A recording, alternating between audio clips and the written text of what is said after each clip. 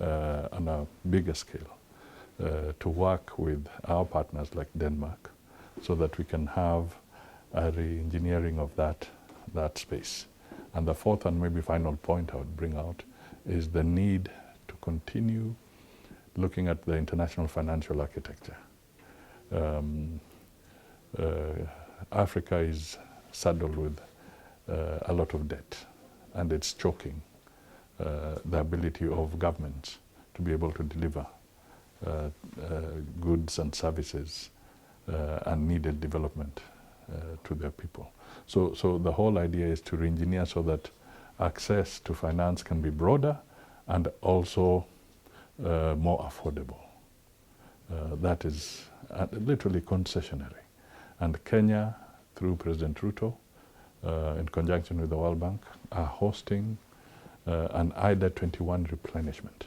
IDA 21 is the concessionary window of the World Bank to support the less developed countries. And this is a big opportunity at the end of April this year. For this convention, it's going to be at high level, heads of state level. We hope Denmark can participate, and it will also be a good platform for Denmark to pronounce itself on its new strategy for Africa.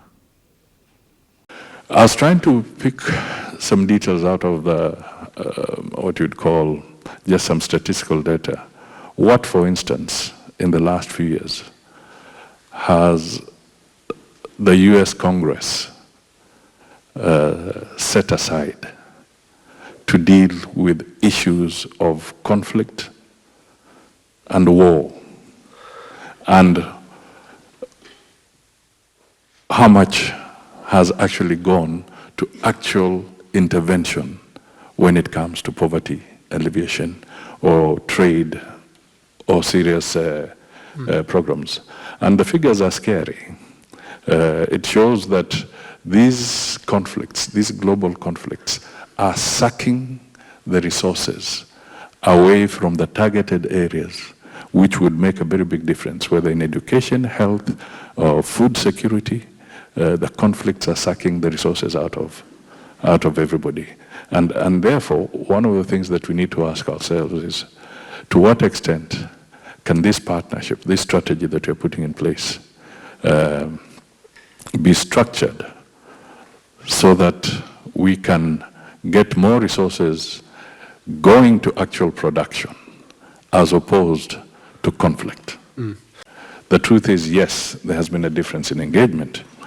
Now, what is the nature of this engagement? What is the structure of this engagement?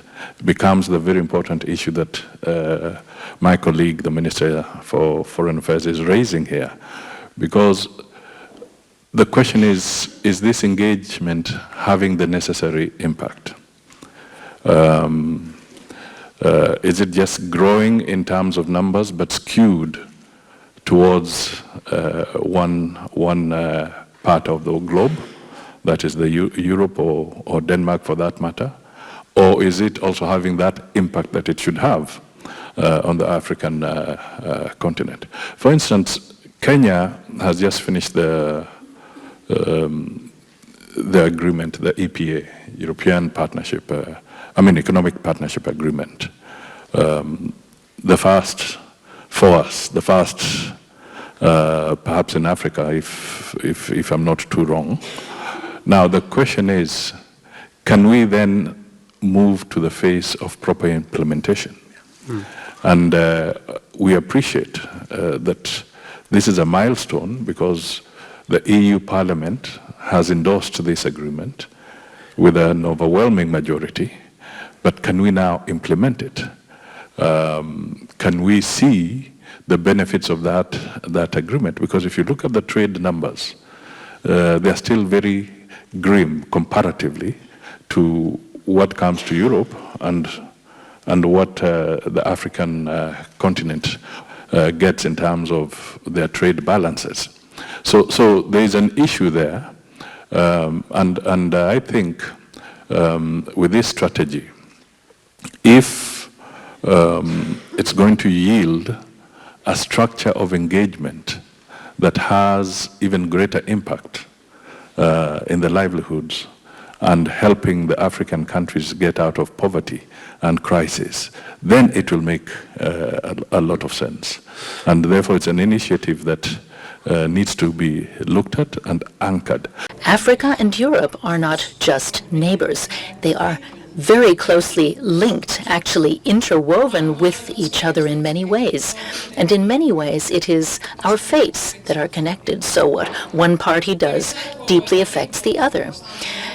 Almost a year and a half ago, we were sitting at Marienborg, the Prime Minister's residence, and we were formulating a new policy, and we chose with open eyes to give Africa a much greater place, larger than we normally do, and we have a clear ambition.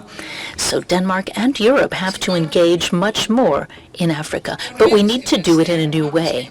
The foundation must be strong partnerships. The most important words are respect and equality.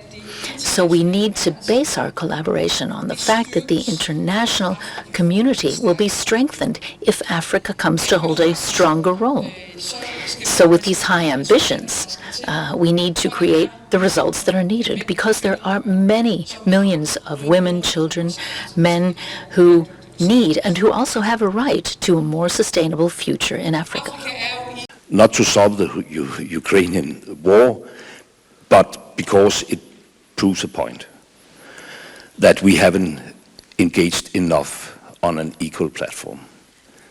And I think one important thing, even though it's pretty banal, is the fact that we shouldn't look at Africa as Africa.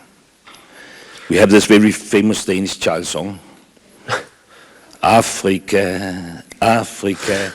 Yeah, and it goes like, Africa, the country all kids know.